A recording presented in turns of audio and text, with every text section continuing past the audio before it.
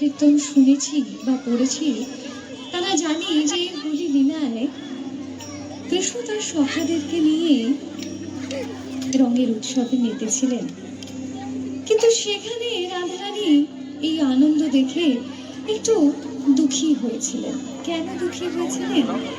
যে আজ বোধহয় যমুনার তীরে তার সখার সঙ্গে, তার প্রাণ সখার সঙ্গে তাদের দেখা হবে না। কিন্তু তার সখীগণ বললেন যে সই আজ না হয় আমরা ওর প্রাণনাথের সঙ্গে একত্রে একসাথে আজ এই হোলি লীলায় বাঁধব, তাহলে তো আজ আমাদের আনন্দ পরিপূর্ণ হবে। আর তাই তারা রঙের খেলায় মেতে উঠলেন।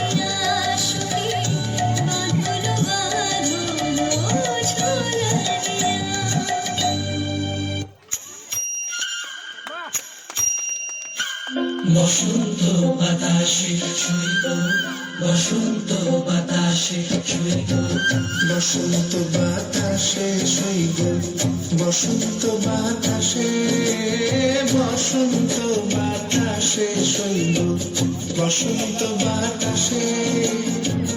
বন্ধুর বাড়ির ফুলের গন্ধ, বন্ধুর বাড়ির ফুলের গন্ধ আমার বাড়ি আসে শৈব, বসন্ত বাতাসে শৈব, বসন্ত বাতাসে।